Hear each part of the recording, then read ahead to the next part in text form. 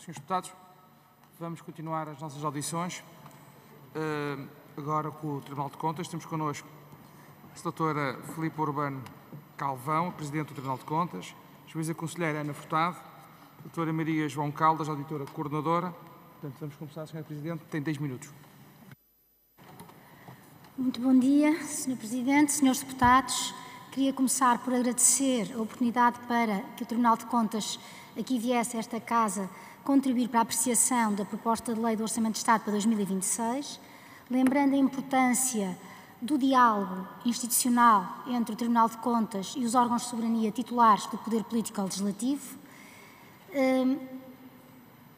Precisamente, o que decisivamente contribui esse diálogo para a afirmação no plano nacional e internacional também do Estado português como um Estado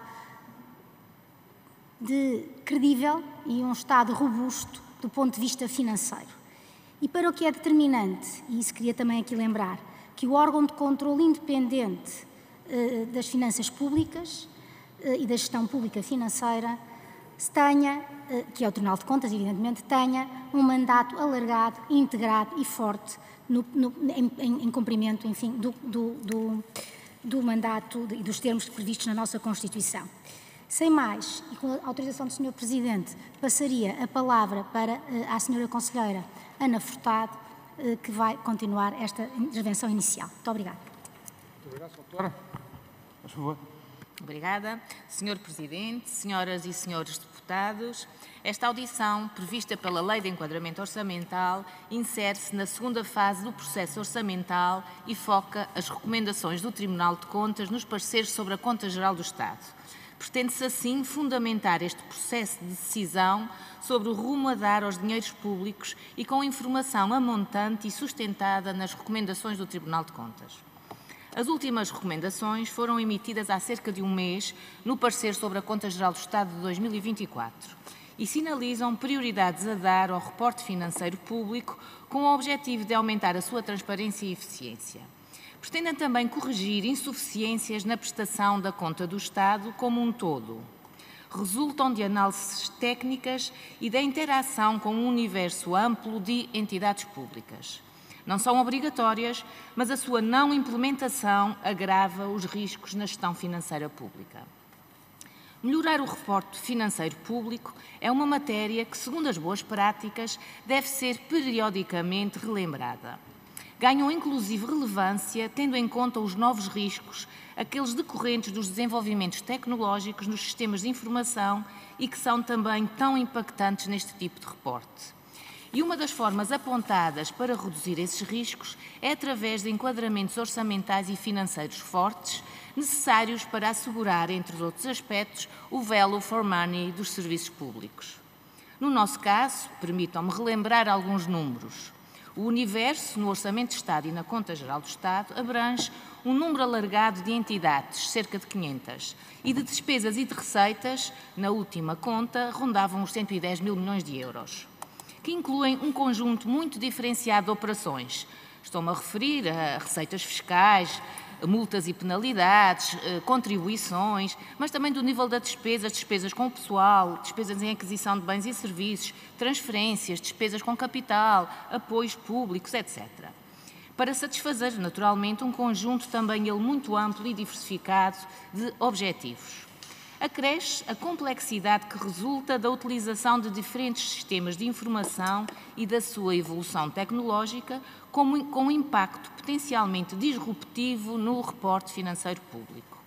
A missão do Tribunal de Contas, no parecer sobre a Conta Geral do Estado, é exatamente de fazer o controlo detalhado a todas estas especificidades. Neste contexto, e é nele que aqui estamos, escolhemos destacar 4 áreas mais relacionadas com as recomendações emitidas.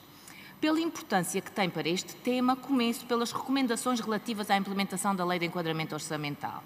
E é com gosto que vemos neste Orçamento de Estado ser concretizado um passo importante na implementação da orçamentação por programas e também que se mantém o rumo na implementação do exercício de revisão da despesa. Pela primeira vez, a metodologia da orçamentação por programas abrange a totalidade da despesa da Administração Central e da Segurança Social, que se traduz em 17 missões de base orgânica. Este modelo permitirá um melhor escrutínio dos dinheiros públicos, na medida em que fundamentará uma apreciação não só da despesa, mas também do detalhe sobre os seus objetivos e os resultados alcançados. Sobre o alargamento do processo de revisão da despesa, há 4 novos tópicos. Permitam-me assinalar a este propósito que já no relatório da Conta Geral do Estado de 2024 se dá conta que ele reflete melhorias no reporte dos resultados alcançados com a medida de revisão da despesa pública, acolhendo neste aspecto a recomendação formulada. Esta informação, permitam-me a observação, é também relevante para a apreciação do Orçamento de Estado, não só porque evidencia o impacto das medidas e opções no próprio exercício orçamental, mas também as eventuais responsabilidades que são geradas em anos futuros. Ora, a nossa experiência a auditar a implementação da Lei de Enquadramento Orçamental tem evidenciado como um dos calcanhares daqueles a inexistência ainda de um plano global e detalhado que articule meios e objetivos, defina um calendário e aponte responsáveis para a sua concretização. Esta é, aliás, a recomendação número 1 do último parecer, uma recomendação a montante dos resultados que são atingidos. É uma recomendação que tem em conta os já longos atrasos na implementação da entidade contabilística Estado, prevista para reportar, nomeadamente, os ativos e passivos de grande materialidade que respeitam ao Estado como ente soberano. O relatório do Orçamento de Estado 2026 apresenta o respectivo orçamento, mas não dá conta dos desenvolvimentos ao nível da sua operacionalização, designadamente o reconhecimento daqueles ativos e passivos em SNCAP. Segunda questão, tenho aqui 4, não é? E ainda relacionado com este aspecto, mas a montante realça um segundo desafio, numa área que apresenta fragilidades de reporte recorrentes e de natureza diversa. Refiro-me à informação patrimonial. Designadamente sobre o património financeiro, continuamos a não conhecer todos os ativos que compõem a carteira do Estado. No património imobiliário, continuamos a não conhecer quantos são e quanto valem os imóveis do Estado. Nas responsabilidades contingentes, não conhecemos o risco orçamental por garantias prestadas ou por encargos futuros com as parcerias público-privadas. A este respeito, no parecer, formulamos 5 recomendações, através das quais alertamos para a prioridade a dar ao reporte sobre a carteira de ativos do Estado, sobre as garantias prestadas, sobre as parcerias público-privadas, sobre as operações imobiliárias, mas também prioridade à implementação do novo sistema de informação e gestão do património imobiliário público, à atualização do programa de gestão do património imobiliário e do programa de inventariação. Enquanto se mantiverem estas áreas de risco no reporte da conta, as mesmas áreas serão afetadas nas previsões do Orçamento de Estado. Sinalize mais especificamente 2 riscos identificados no parecer. No parecer, damos conta que a receita de alienações de património imobiliário em 2024 foi cerca de 29% do valor previsto no Orçamento de Estado de 2024. No parecer, damos também conta de omissões no reporte destes valores no relatório da Conta Geral do Estado. 81% da receita proveniente das alienações de imóveis encontra-se omissa no relatório da Conta Geral do Estado e 32% da despesa em aquisição de imóveis.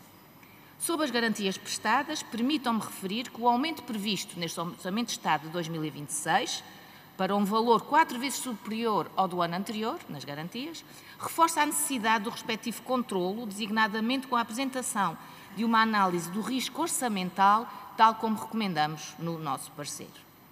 Terceiro aspecto, prende-se com o reporte sobre os instrumentos de política pública.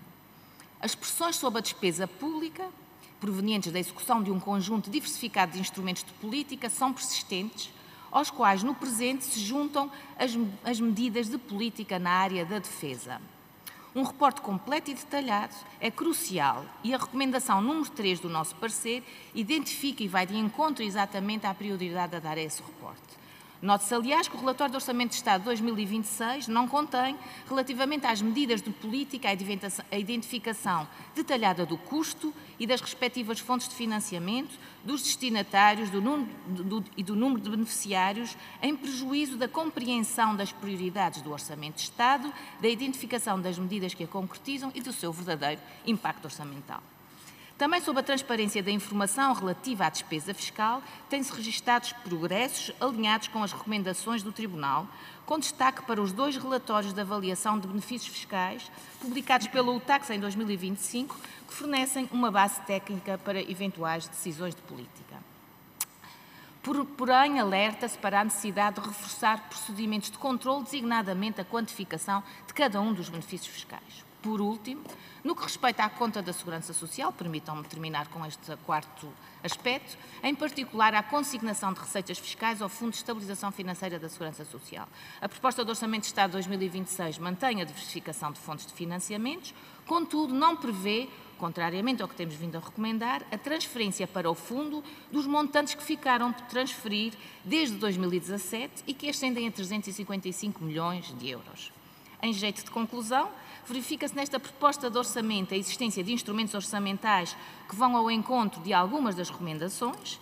É nosso objetivo continuar naturalmente a acompanhar e a emitir recomendações sobre até que ponto este reforço do enquadramento orçamental de 2026 garante a transparência e uma prestação de contas públicas que permita também demonstrar o rumo com a respectiva sustentabilidade de longo prazo das finanças públicas. Muito obrigada, Sr. Presidente. Muito obrigado. Vamos começar agora a primeira ronda.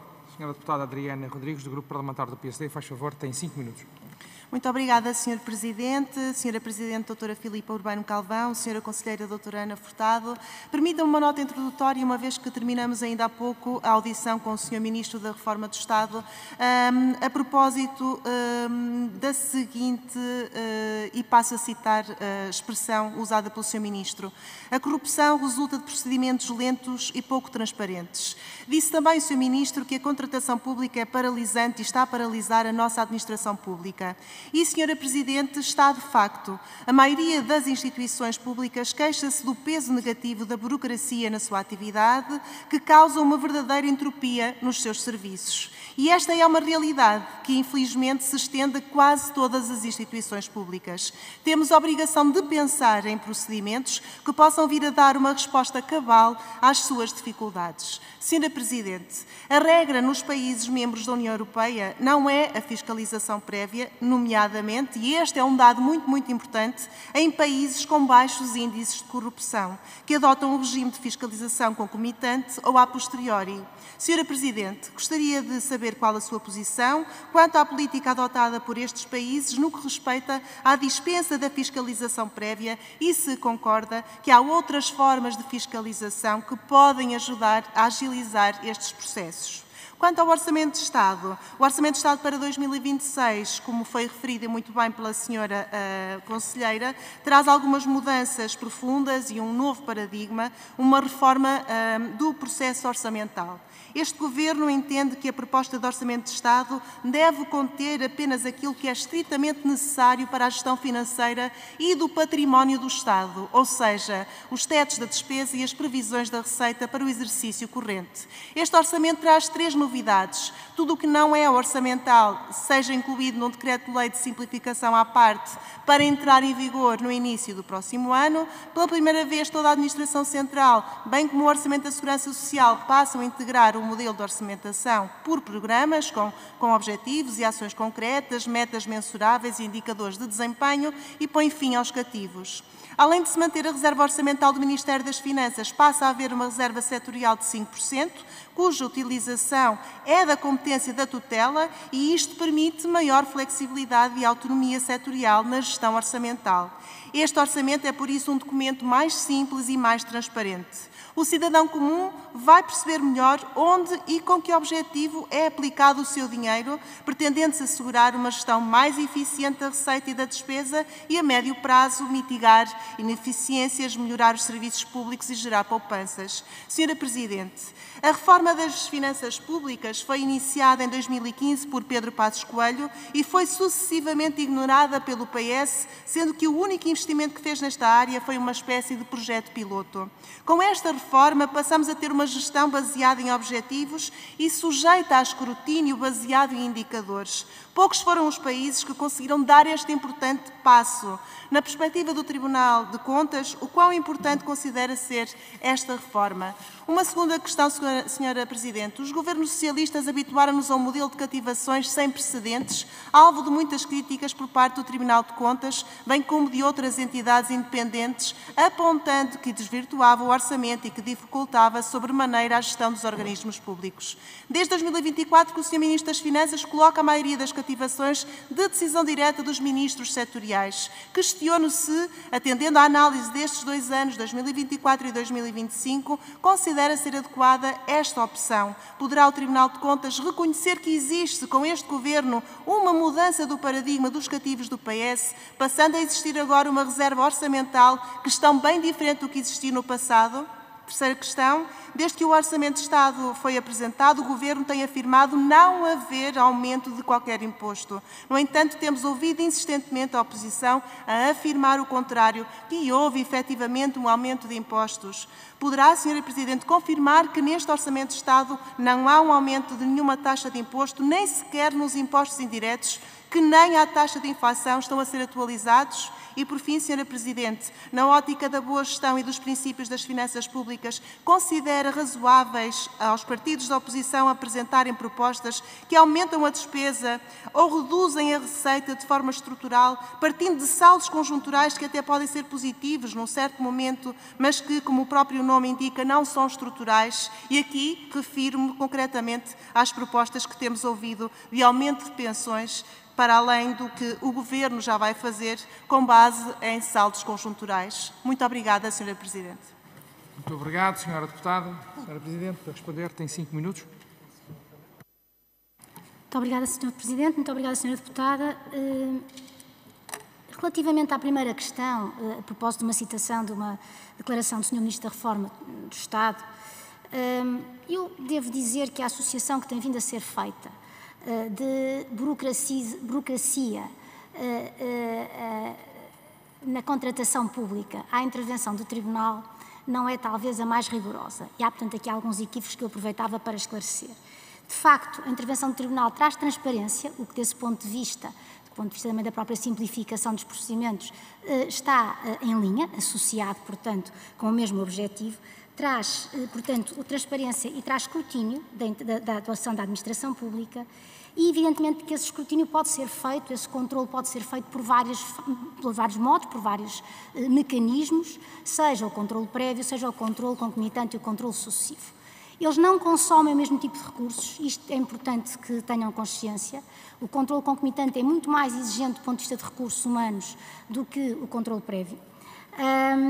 Mas, sobretudo, a opção por um ou outro, e não é rigoroso que na Europa ou na União Europeia não haja formas de controle prévio no contexto da contratação pública da despesa pública. Há, por exemplo, em Itália, só para dar um exemplo.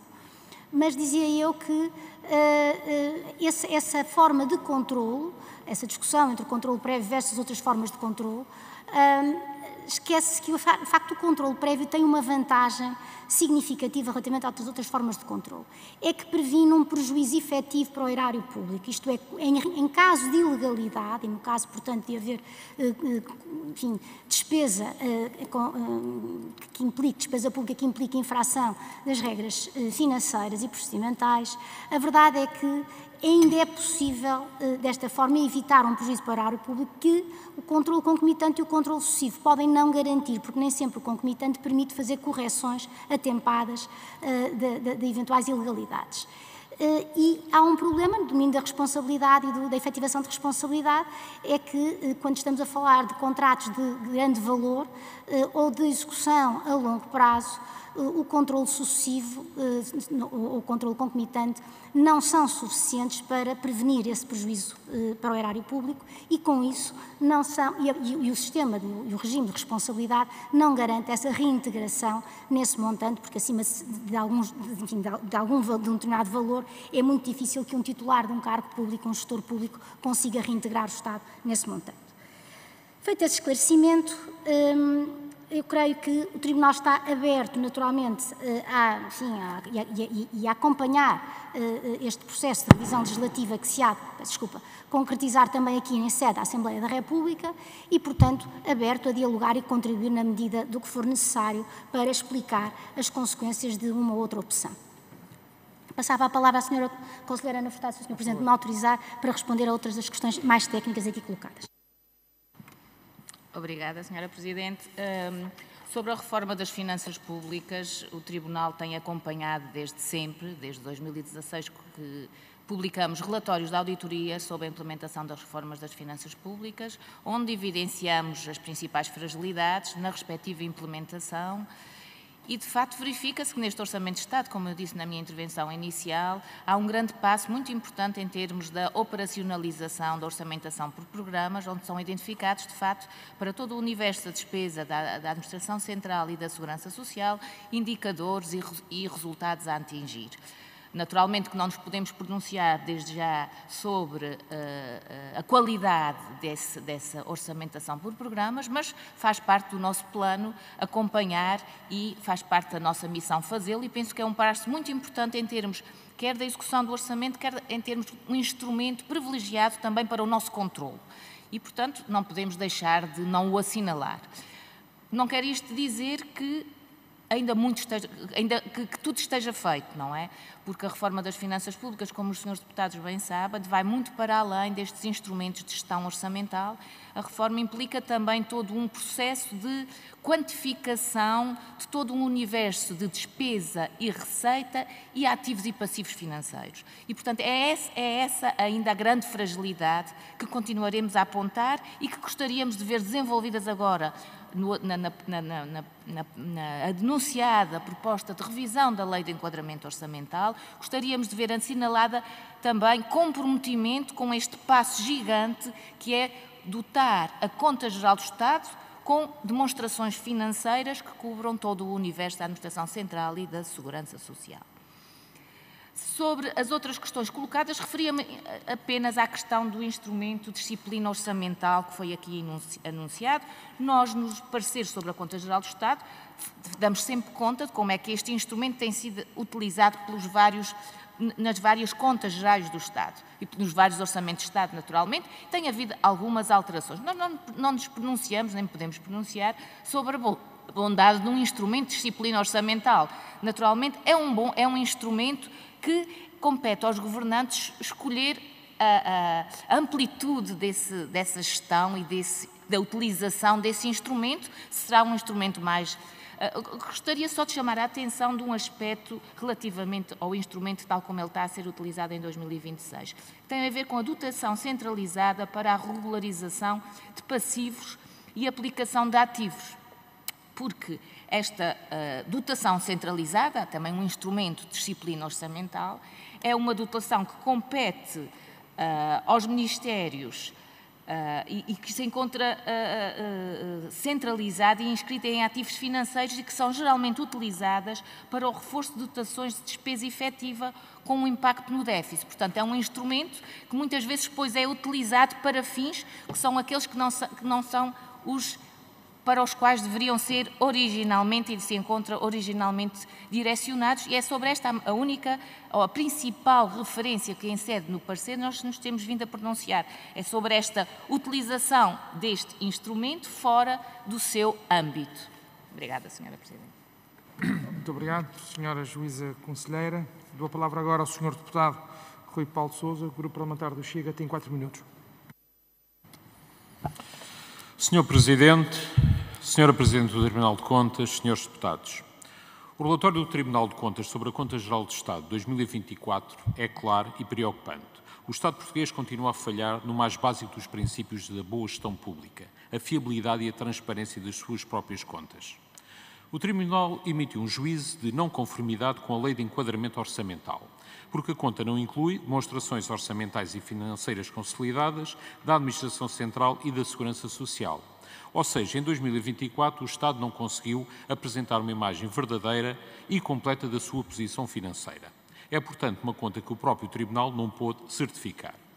E se o Orçamento de Estado para 2026 é apresentado como credível e rigoroso, como pode o Governo garantir isso quando as contas de 2024, já encerradas, continuam a ser consideradas incompletas, omissas e cheias de reservas?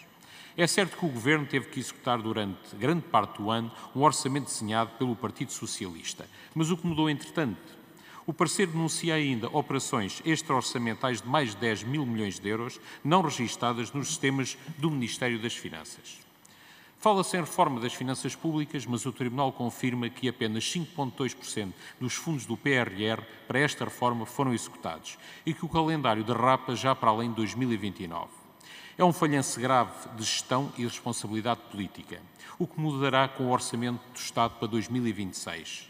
Na área da Segurança Social, o saldo positivo de 5,5 mil milhões é ilusório, resulta de fatores conjunturais, enquanto a despesa com pensões é estrutural e crescente.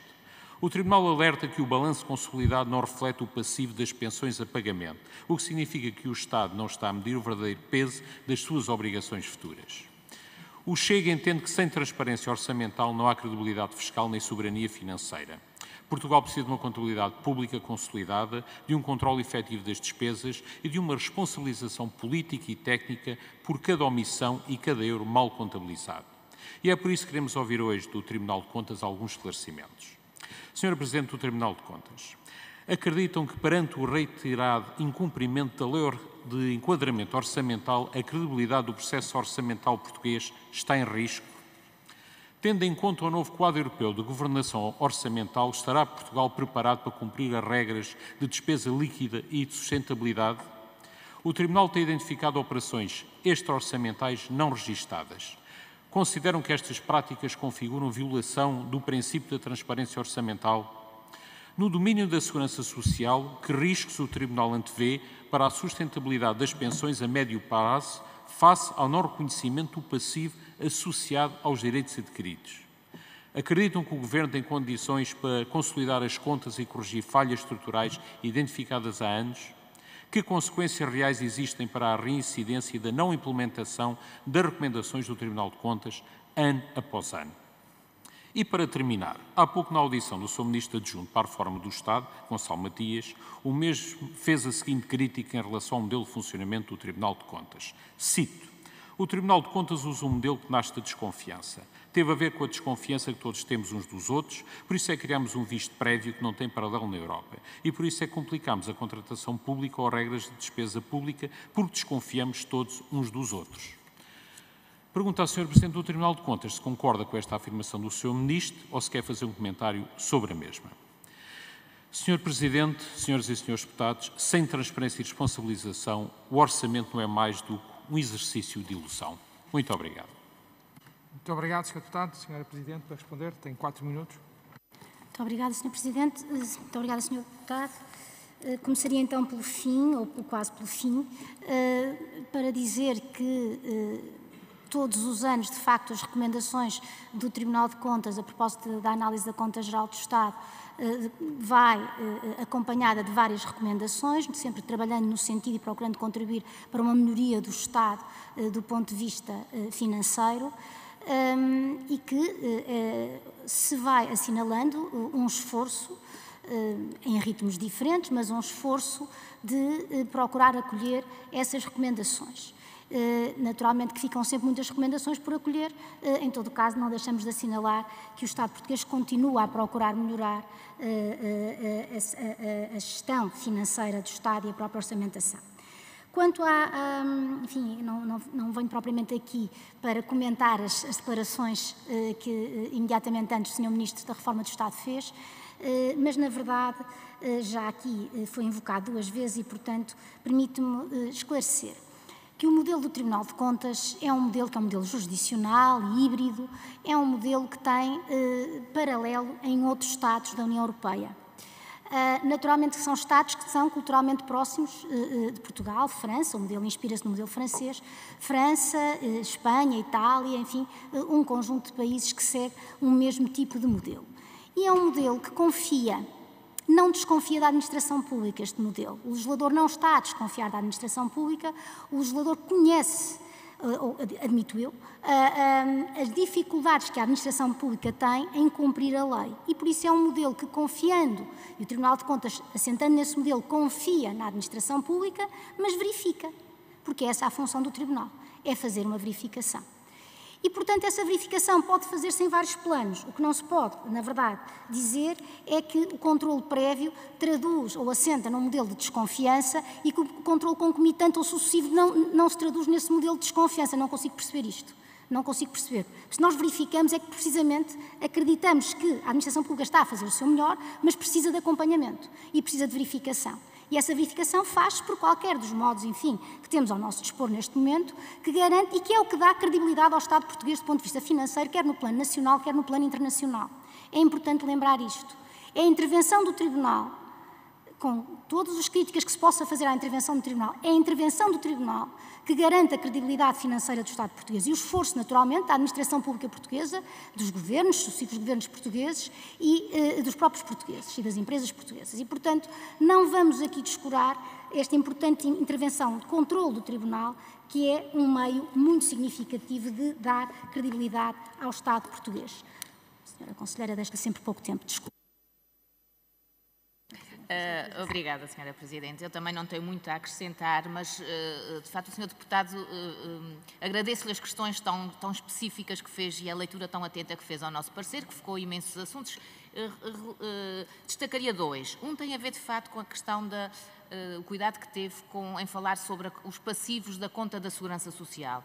É um assunto importante que tem a ver com o reporte da conta da Segurança Social, que é um reporte, contrariamente à conta do Estado, é um reporte onde já temos um balanço consolidado em SNCAP da Segurança Social e onde nós damos conta e damos nota que esse balanço está incompleto, porque não reflete os passivos das prestações em pagamento. Portanto, os decisores de política não sabem quanto é que as pensões em pagamento vão custar nos próximos anos, porque não está lá refletido. E é isso que fazemos, chamamos a atenção e gostaríamos, de facto, que no futuro a conta da Segurança Social passasse a incluir esses passivos e vejam só a importância que isso terá para o Estado. Portanto, agora pensando na conta do Estado consolidada, a importância de ter também em sede para melhores decisões em termos de orçamento do Estado, conhecer a conta passada e o reflexo desses ativos e desses passivos para as gerações futuras. Tem tudo a ver com isso e eu agradeço. Relativamente às despesas extra-orçamentais, que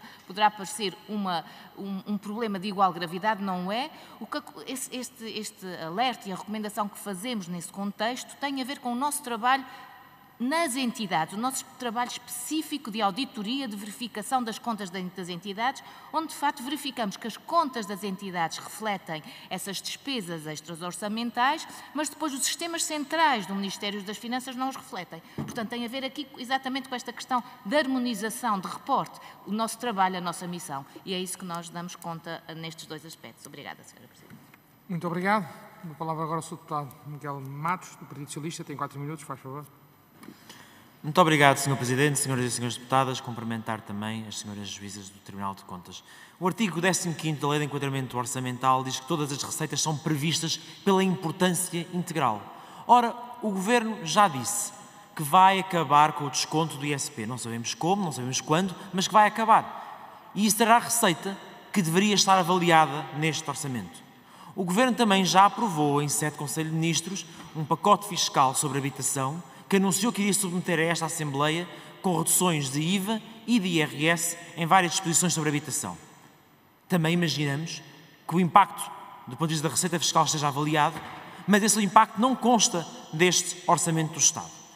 E, no entanto, segundo o Sistema Europeu de Contas, tanto o IVA, que é aplicável já no próximo ano, como o IRS, por motivos de o facto que originou aquela redução de impostos ser praticado no próximo ano, ambas essas questões deveriam estar plasmadas neste orçamento do Estado. A nossa primeira pergunta é: este orçamento cumpre ou não com o artigo 15º da Lei de Enquadramento Orçamental? A segunda questão que lhe temos para colocar é, de facto, quais é que são as consequências disto. Porque nós temos no caso do Ministério da Saúde uma redução de 10% de aquisições de bens e serviços sem estar identificado aquilo que é as poupanças e eficiências no âmbito do exercício de revisão de despesa que vão originar estes cortes. Há cerca de 860 milhões cuja origem da poupança não está identificado. E nós temos assistido, em outros anos, a alterações orçamentais que fazem aumentar, posteriormente, o orçamento do Ministério da Saúde, violando aquela que é a transparência orçamental devida. O que está em causa, Sra. Presidente do Tribunal de Contas, é de facto um corte efetivo no Ministério da Saúde, no Serviço Nacional de Saúde, ou então é uma falta de transparência porque depois vão acrescentar pozinhos para fazer com que o Ministério consiga cumprir com as suas obrigações assistenciais aos portugueses. A mesma coisa podia-se dizer, já agora, em relação à área da defesa, como já aqui foi dito por Vossas Excelências, porque se gastarem o valor dos ativos financeiros, ele acrescerá ao déficit que neste momento não está contemplado. Mas há outras matérias muito relevantes do ponto de vista de inconsistências e eu gostava que pudessem comentar. Penso que já podem ter comparado o quadro de políticas invariantes entregue ao Parlamento, e presumo que a Vossas Excelências também, em setembro, e aquele que consta do Orçamento do Estado. Há diferenças grandes.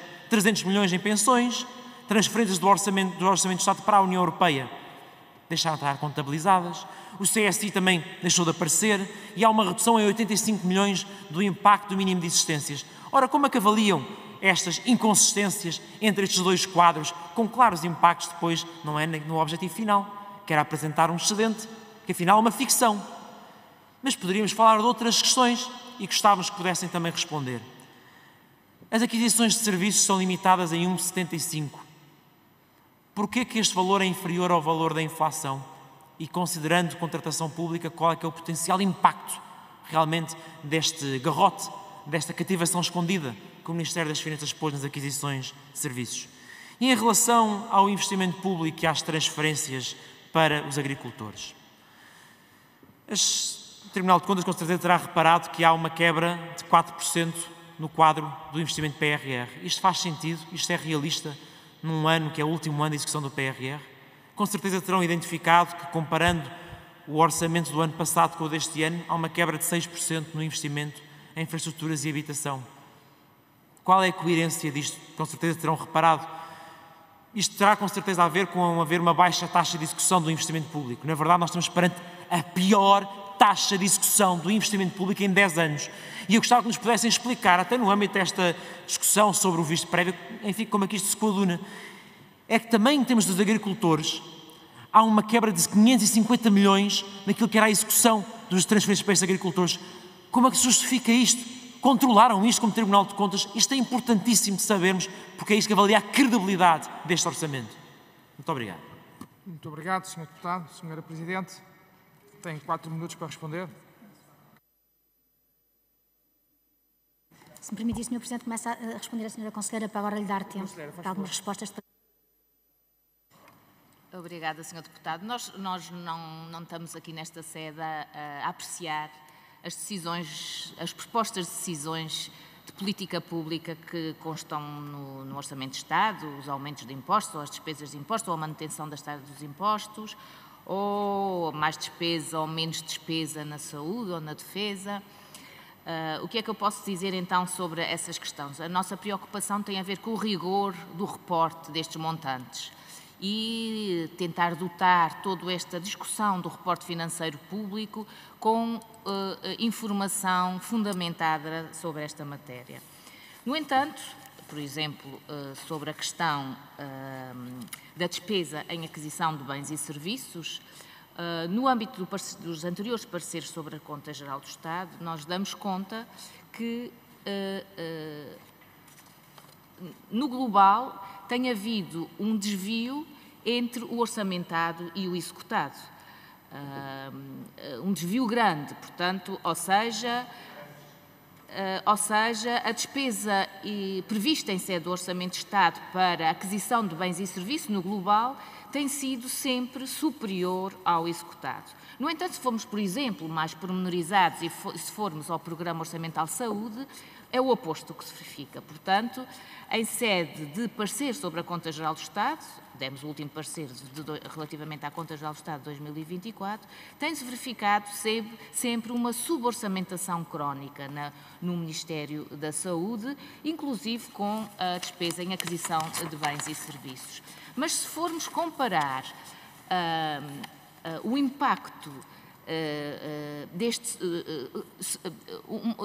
todos os anos o Orçamento de Estado prevê mais despesa do que a despesa executada no ano anterior. Quais são os itens que mais têm contribuído para essa evolução de despesa em sede de Orçamento de Estado? Se formos verificar, por exemplo, comparar a execução de 2023 com o Orçamento de Estado de 2024, verificamos que o Orçamento de Estado de 2024 previa mais 10 mil milhões de euros de despesa do que o executado em 2023. Quais eram as rúbricas que mais contribuíam para este aumento de despesa em sede de orçamentação? Verificamos que eram as rúbricas de despesa com pessoal, as rúbricas de transferências correntes, onde entram as pensões, não é? São a aquisição de bens e serviços. Portanto, em 2024, o que damos conta é que, de facto, esta rúbrica, a aquisição de bens e serviços, se previa, face ao executado, um grande aumento. Este ano, se formos fazer um exercício semelhante, verificamos que, de facto, há uma alteração, não é? Há uma alteração, continuam o peso das despesas com o pessoal e das despesas de transferências correntes, são as rúbricas que mais contribuem para este aumento de despesa, portanto, mais uma vez, temos aqui um aumento de despesa, o Orçamento de Estado de 2026, de mais 10 mil milhões de euros, face ao que foi executado, ou que se prevê executar em 2025, à custa de quê? Despesas com o pessoal, transferências correntes e, de facto, a grande mudança é esta rúbrica aquisição de bens e serviços. E, portanto, mas se a despesa não está aqui, está noutras rúbricas, naturalmente. E, portanto, onde é que verificamos, onde é que há esse grande aumento de despesa?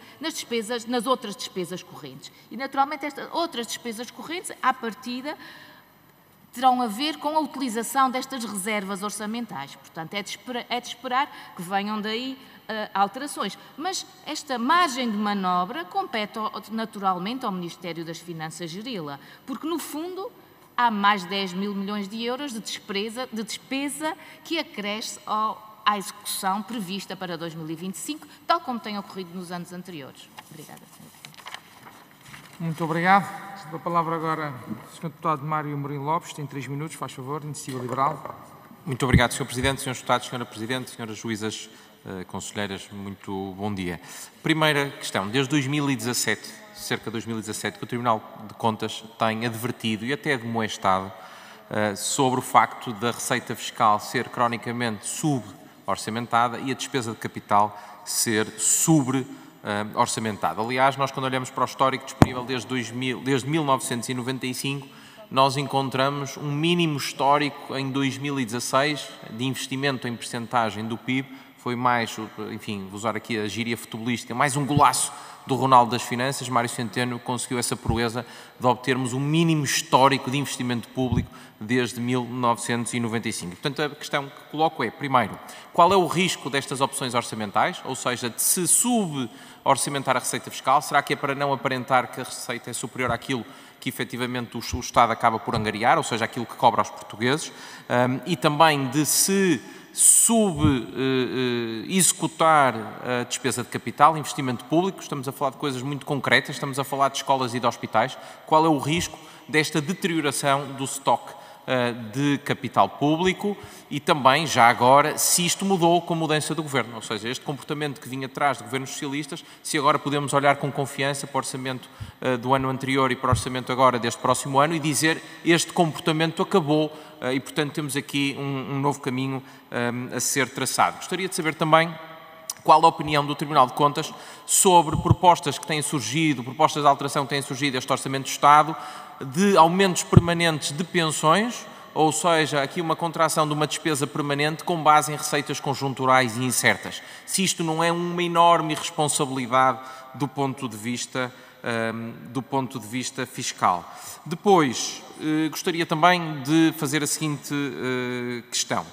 Já foi aqui discutido que o Estado foi incapaz, aliás, o próprio Tribunal de Contas, uma vez mais, admoestou, foi incapaz de fazer o reporte do seu património financeiro e do seu património imobiliário também. Portanto, a questão que eu tenho para colocar é imaginar a seguinte situação, uma hipótese académica de uma empresa que, perante os seus deveres, que tem de cumprir, não reporta no seu ativo qual é o seu património imobiliário, não reporta as suas participações financeiras e não seria o caso do Tribunal de Contas a pronunciar, seria provavelmente a autoridade tributária, mas qual seria a resposta da autoridade tributária perante uma empresa que incumpre a lei?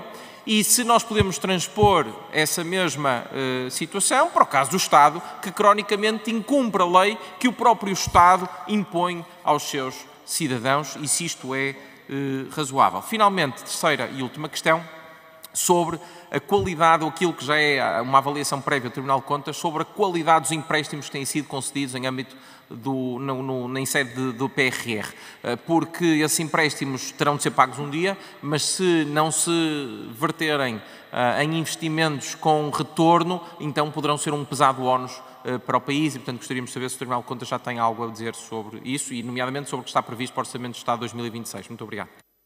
Muito obrigado, Sr. Deputado. Sra. Presidente, 3 minutos para responder, faz favor. Muito rapidamente, começaria pelo fim, ligando a uma outra questão que foi feita há pouco, a propósito da consolidação das contas, da certificação da Conta Geral do Estado e precisamente a propósito do reporte do património financeiro e imobiliário.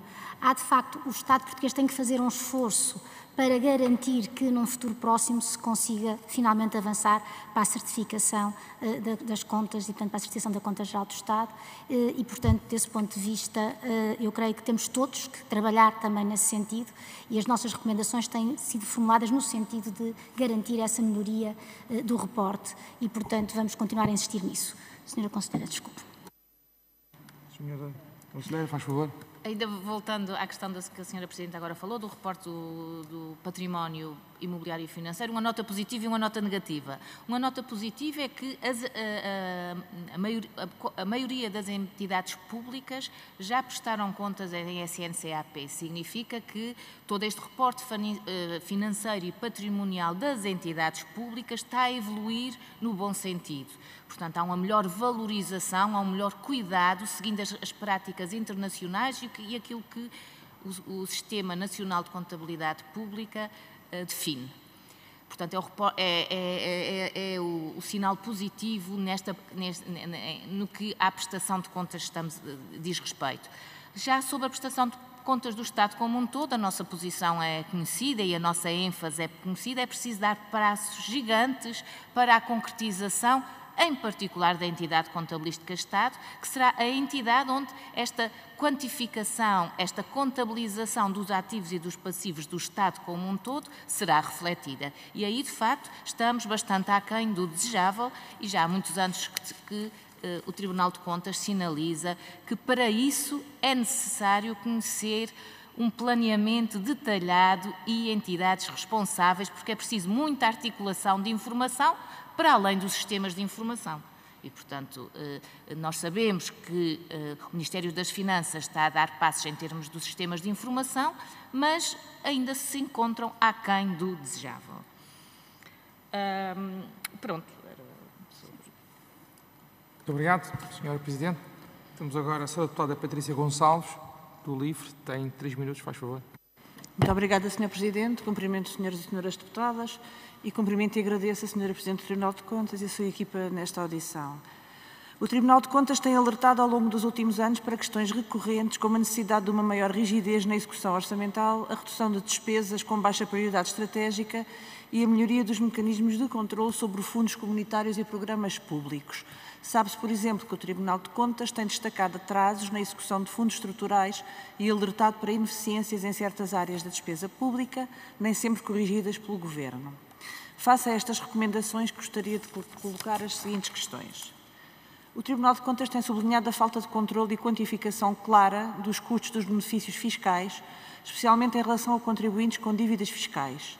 O Orçamento de Estado de 26 mantém diversos benefícios fiscais temporários, mas não parece apresentar mecanismos claros de avaliação ou revisão rigorosa destes custos. Considerando estas persistentes omissões e riscos, existe algum mecanismo que o Tribunal considere crucial para garantir maior rigor e justiça fiscal? Depois, consta-nos que o Governo está a preparar uma proposta de alteração à lei do Tribunal de Contas que visa reduzir ou simplificar o visto prévio, deslocando o controlo para uma fiscalização posterior. Tendo em conta, por exemplo, o atraso na reabilitação do antigo matadouro do Porto, que foi associado à atuação do Tribunal, como avaliam os possíveis impactos desta alteração na eficácia do controlo e na celeridade das decisões políticas e administrativas. Em terceiro lugar, o Sr. Ministro Adjunto e da Reforma do Estado classificou recentemente a Justiça Administrativa e Tributária em Portugal como uma vergonha nacional, mencionando também a intervenção do Tribunal de Contas como fator associado à lentidão das decisões. Como equaciona o Tribunal estas críticas no contexto do seu modelo atual de fiscalização prévia e de que modo a aposta numa fiscalização sucessiva reforçada poderia, na prática, contribuir para superar estes constrangimentos, garantindo maior celeridade sem comprometer a proteção do interesse público.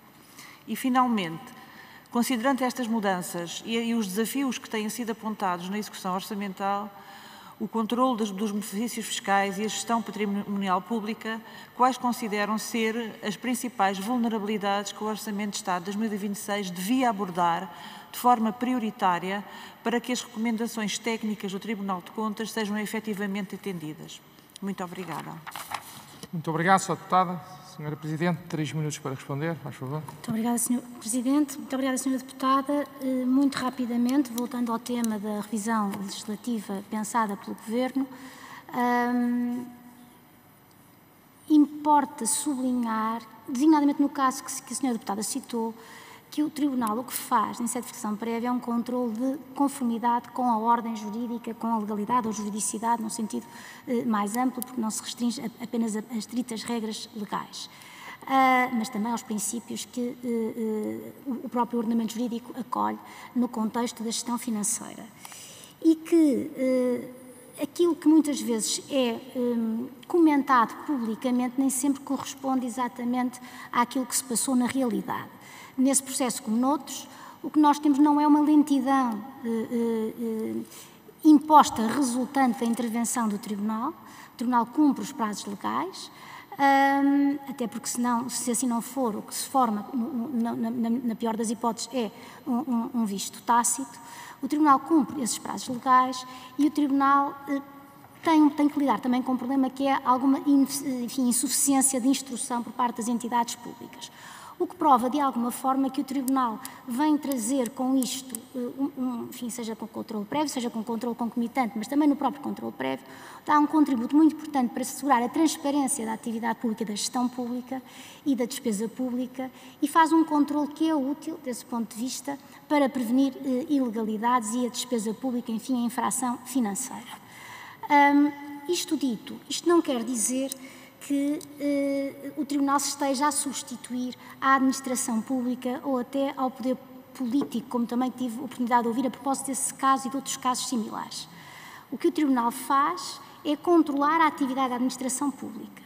E porque controla a atividade da administração pública numa estrita perspectiva de legalidade, em sede de visto prévio, não pode ser ele a fazer a ponderação se deve prevalecer o interesse público que aquela despesa pública em concreto visa satisfazer ou se deve prevalecer o interesse público financeiro. A lei manda-lhe fazer prevalecer o interesse público financeiro.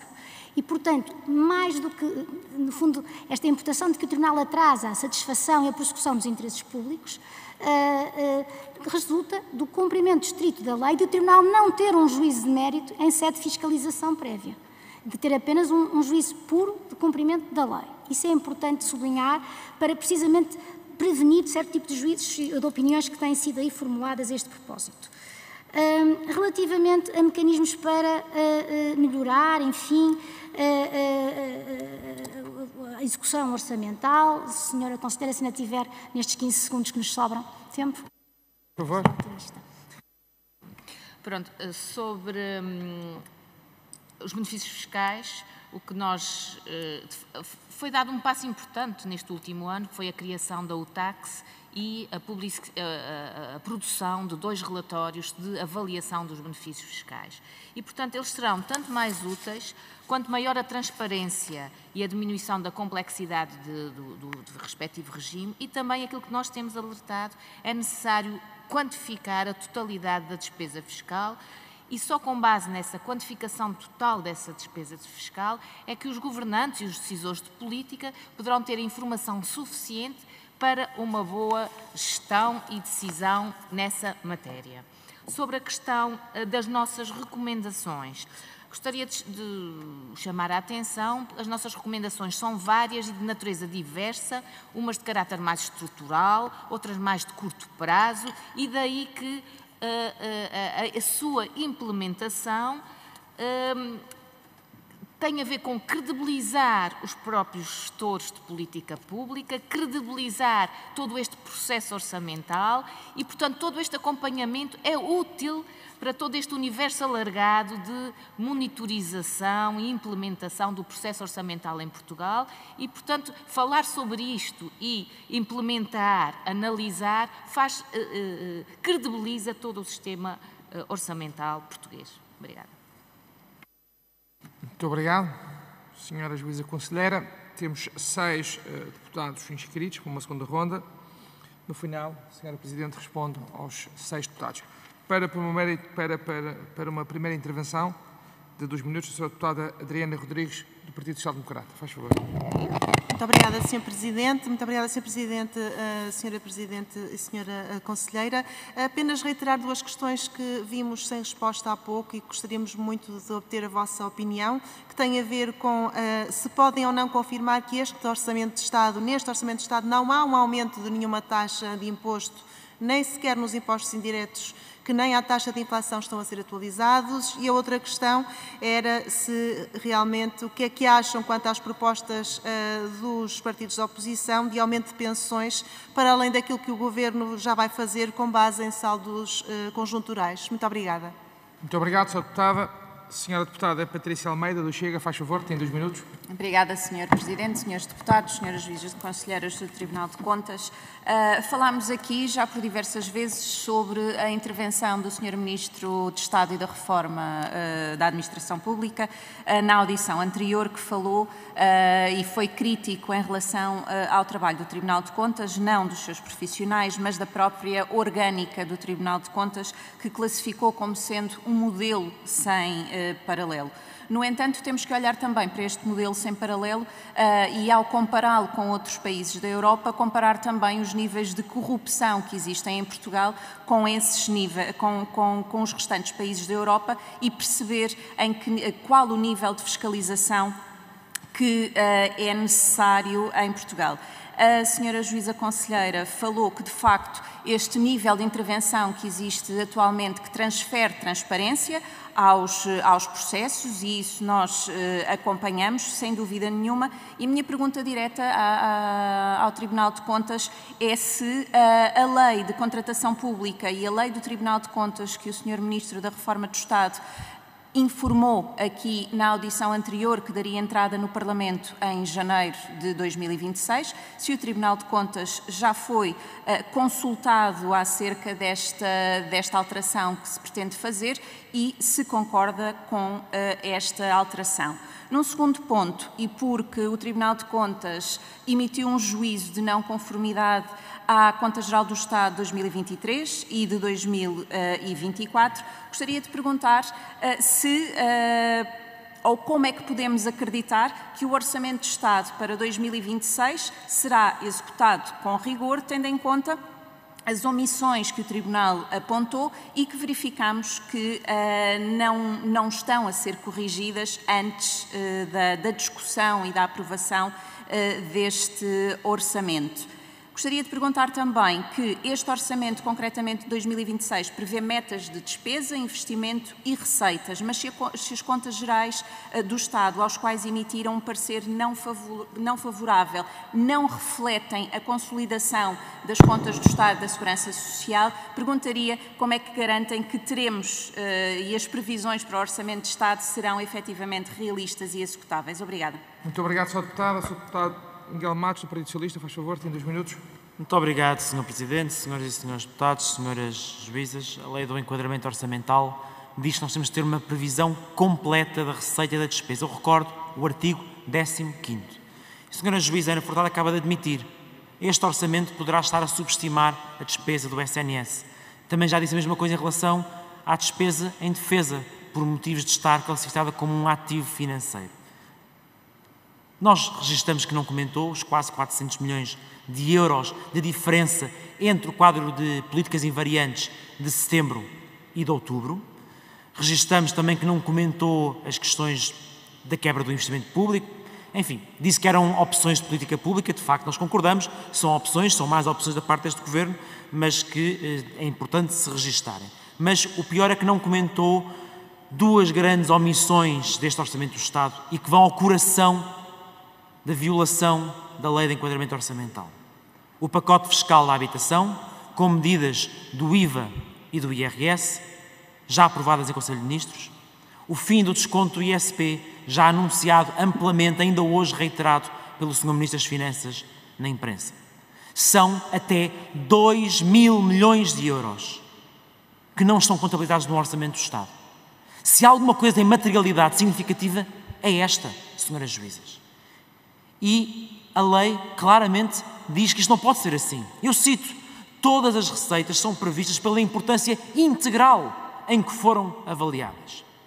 E o que lhe pergunto, Sr. Presidente, senhoras juízas, é o seguinte: o que vão fazer perante esta incompletude do Orçamento do Estado? O Tribunal de Contas não pode ficar em silêncio. Deviam ou não deviam estar previstos no Orçamento do Estado estas alterações em termos de receitas? Quem vai responder por não estarem? Quem vai responder por não se cumprir a lei? Quem é que vai responder por se esconder dos portugueses estas alterações significativas e materiais do ponto de vista das receitas fiscais? Muito obrigado. Obrigado, Sr. Deputado. Sr. Deputado Marco Claudino, do Partido Social Democrata, tem 2 minutos, faz favor. Muito obrigado, Sr. Presidente. Queria cumprimentar e saudar a Sra. Presidente Filipe Urbano Calvão e, naturalmente, também a Sra. Juíza Conselheira Ana Furtado. E queria saudá-la, Sra. Presidente, pela forma como colocou e centrou o debate que é necessário relativamente à intervenção do Tribunal de Contas, se preferencialmente com um visto prévio, se um controle sucessivo e concomitante, porque é esse debate que é importante fazer-se naquilo que nós todos podemos entender a melhor gestão dos recursos e qual é que é, naturalmente, também o papel do Tribunal de Contas. E é também uma intervenção que contrasta, permita-me dizer, com as intervenções do Sr. Juiz Conselheiro, peço só para Miguel Pestana Vasconcelos e o Sr. Vice-Presidente António Martins, que há um ano atrás, quando a aprovação de uma lei que dispensou o visto prévio, tal qual conhecemos, para fundos europeus e fundos PRR, vieram criticar e dizer que era um revés no combate à corrupção. E perguntava, portanto, Sr. Presidente, se a aprovação da lei há um ano foi, de facto, um revés no combate à corrupção e se nos outros países onde a lei e a intervenção do Tribunal de Contas ocorre de forma concomitante, há um terreno mais fértil para a corrupção, ou então se é uma medida legítima que os governos e que a política pública determine. E, portanto, queria fazer-lhe esta pergunta, designadamente, como também já aqui já foi referido, na Alemanha. Queria também que pudesse comentar uma citação muito recente do Sr. Presidente da República relativamente a uma decisão que não foi no tempo da Sra. Presidente como Presidente do Tribunal de Contas, mas há alguns anos atrás, em que disse que o Tribunal de Contas entendeu que, ao verificar se era cumprida a lei, podia ir mais longe e pôs em questão porque é que era para a cultura, porque é que era para aqui, porque não era outro sítio, o que é uma competência dos autarcas. Isto relativamente a uma obra que foi recusado o visto prévio, apesar de aqueles que são os agentes políticos pretenderem fazê-lo no Porto. E, portanto, a pergunta que aqui se coloca é se muitas vezes o Tribunal de Contas não intervém politicamente quando faz as decisões preventivas, ao invés de circunscrever-se àquilo que é a sua esfera, que é da verificação da legalidade. E daí o risco que hoje existe e que, se calhar, este debate também é necessário por algumas intervenções no passado que extravasaram as suas competências e as suas atribuições. É só, Sr. Presidente. Muito obrigado, Sr. Deputado. Sr. Deputado João Ribeiro, do Chega, faz favor, 2 minutos. Obrigado, Sr. Presidente, Srs. Deputados, Sra. Presidente, Sras. Juízas Conselheiras, obrigado pelos esclarecimentos já que prestaram e os que vão prestar. 2 questões muito concretas. Já foi falado hoje aqui muito do visto prévio do Tribunal de Contas e a pergunta que eu fazia muito concreta é qual é o tempo médio que esse visto prévio tem? Para percebermos se realmente esse tempo de resposta, o tempo médio do Tribunal, não é depois do Tribunal pedir documentação e demorar em tempo a entregar, para ver se realmente atrasa muito aqui os projetos que estão em andamento. E a outra questão é esse visto prévio, qual é a taxa de chumbo dos projetos? Se há uma taxa elevada de chumbo ou se não há uma taxa elevada. Outra questão que eu gostava de colocar é, após os sucessivos chumbos da Conta Geral do Estado, das recomendações que foram fazendo, se o Estado que exige às empresas que cumpram escrupulosamente as regras, o que é que nós podemos fazer, ou se concordam ou não, para o Estado português fazer também uma mudança radical, porque isto indo fazendo o caminho, daqui a 10 anos estamos com a mesma conversa. Eu acho que era essencial que nós, o Estado, fizesse, no mínimo, cumprir a lei, assim como obriga as empresas e os cidadãos a cumprirem a lei. Porque qual é a penalização que o Estado tem por levar o chumbo do Tribunal Constitucional? Não tem nenhuma penalização, ou seja, devia haver uma penalização real para passarmos a cumprir a lei. E era para saber se da parte do Tribunal Constitucional, do Tribunal de Contas, também concordam com esta posição, que é o Estado tem que começar a cumprir a lei. E também, dentro deste tema, qual é a vossa previsão relativamente ao orçamento que está a decorrer 2025 e 2026? Também vamos ter uma Conta Geral do Estado, possivelmente, com os indícios que tem, tão bem chumbadas. Obrigado. Muito obrigado, Sr. Deputado. Para uma última intervenção, o Sr. Deputado Bruno Nunes, faz favor, do Chega, tem 2 minutos. Muito obrigado, Sr. Presidente, Sras. Juízes do Tribunal de Contas, Sras. e Srs. Deputados. Há sensivelmente um ano, o relatório do Tribunal de Contas sobre a sustentabilidade financeira da Segurança Social, nomeadamente em dezembro de 2024, evidenciava falhas significativas nas projeções demográficas e nos pressupostos utilizados para estimar a sustentabilidade da Segurança Social.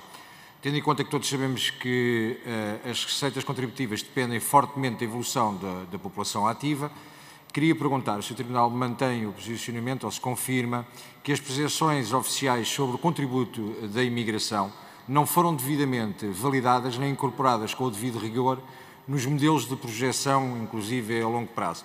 E se essa falha se mantém refletida para o orçamento de 2026. Muito obrigado, Sr. Deputado. Sr. Presidente, tem 12 minutos que pode partilhar, obviamente, com a Sra. Juíza Conselheira. Muito obrigado. Muito obrigada, Sr. Presidente. Muito obrigada, Srs. Deputados. Tentando ser rápida e começando por uma questão de fundo que importa aqui esclarecer definitivamente. O Tribunal de Contas não se substitui ao poder político e, portanto, dificilmente pode estar, de facto, a emitir juízos que correspondem a opções políticas, deste governo ou de outro governo, ou até deste Parlamento em alguns momentos. Também não tem, por força da lei, ou seja, porque o legislador, esta Casa, em algum momento assim o decidiu, poder para emitir parecer sobre a proposta de lei do Orçamento de Estado.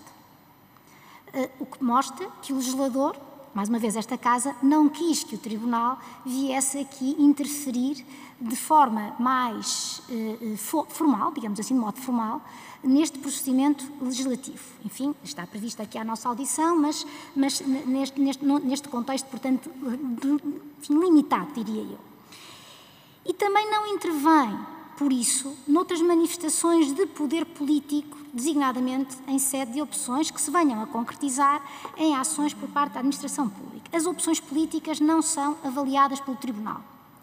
Há já auditores gerais noutros países e tribunais de contas de outros países que fazem avaliação de políticas públicas. O Tribunal de Contas português não faz avaliação de políticas públicas.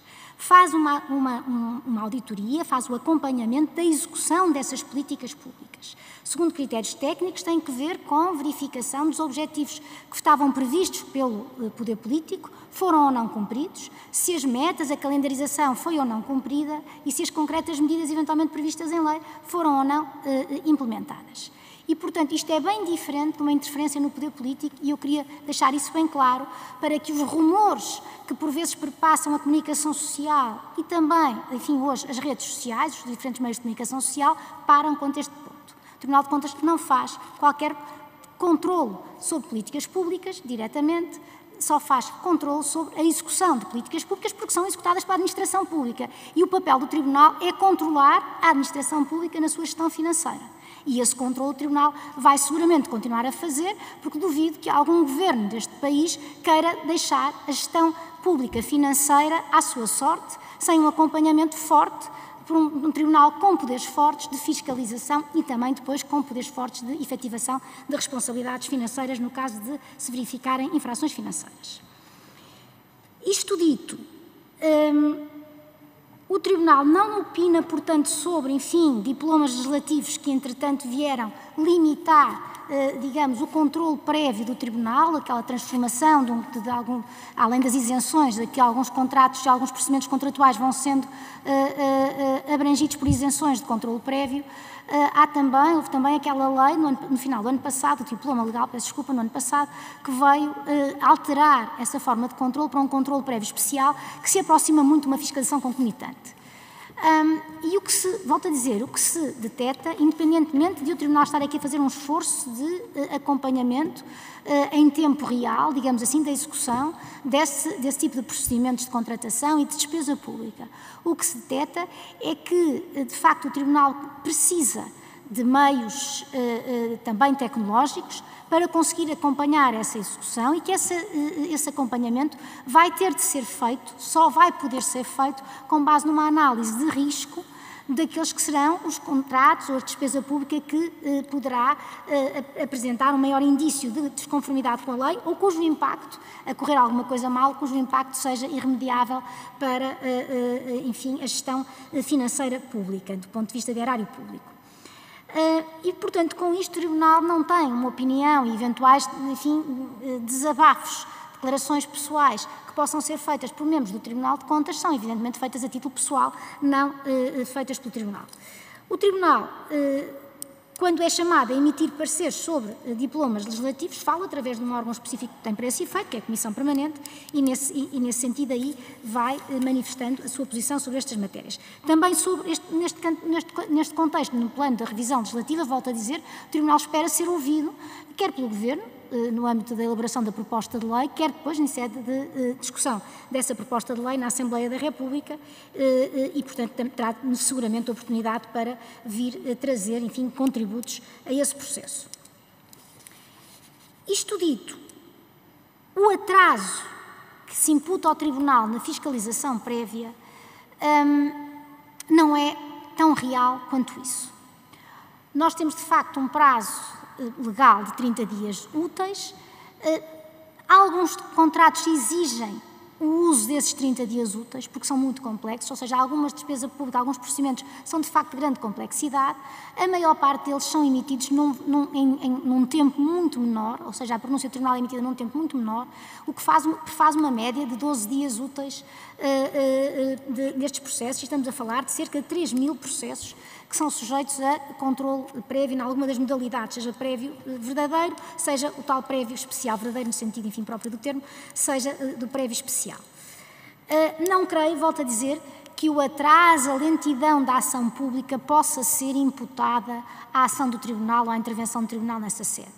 Admito, porém, que uma lógica de controle concomitante ou controle sucessivo possa enfim, agilizar a despesa pública desse ponto de vista, ou seja, a concretização da despesa pública, porque não há um controle prévio imediato. Mas o controle concomitante vai também exigir um acompanhamento muito forte da ação pública e, portanto, vai implicar, muitas vezes, recomendações que vão atrasar, nesta perspectiva que está aqui a ser apresentada, vão atrasar a execução dessa despesa pública, porque vão fazer recomendações para acerto, para acomodação às regras legais vigentes.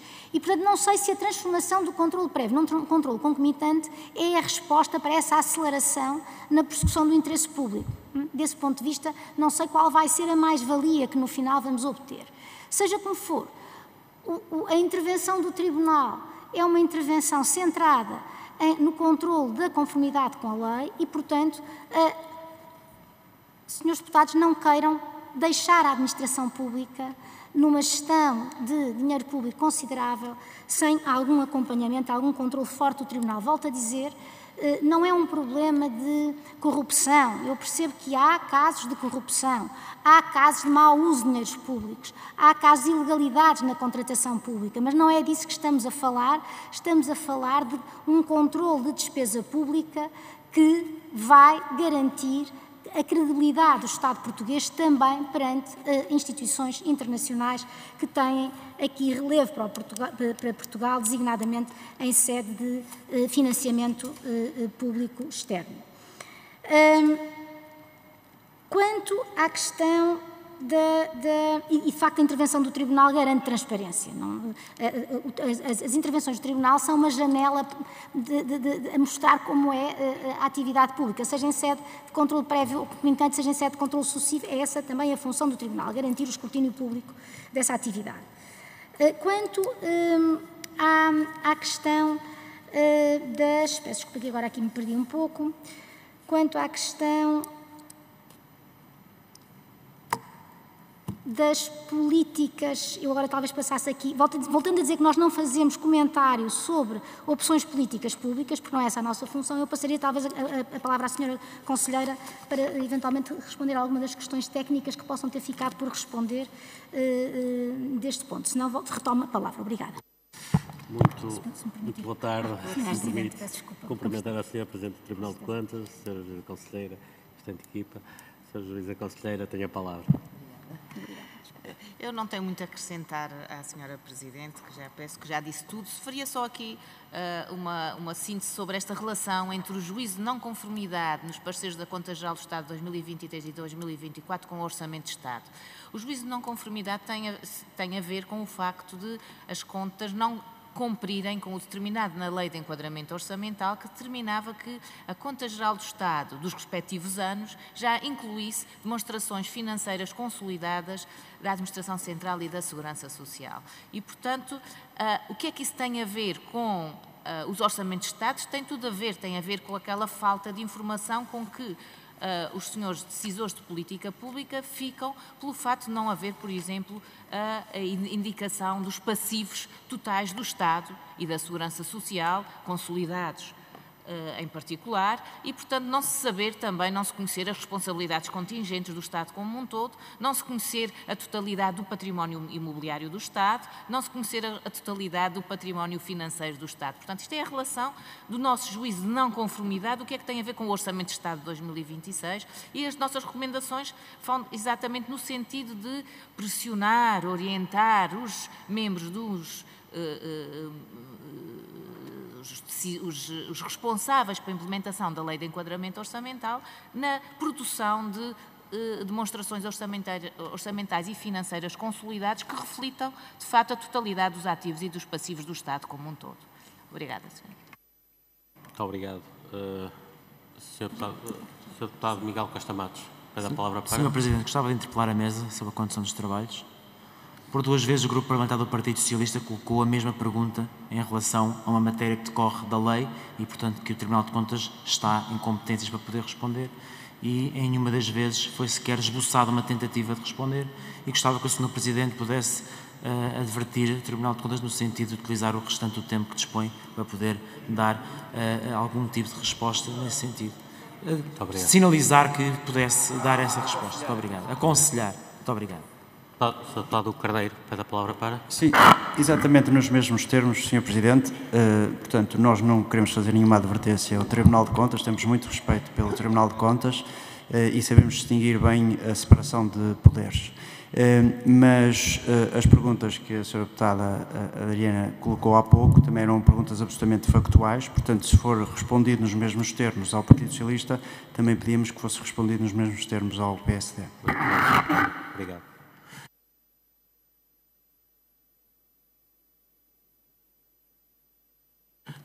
Sim, portanto, a Sra. Presidente do Tribunal de Contas irá dar as respostas. Tem a palavra, Sra. Presidente.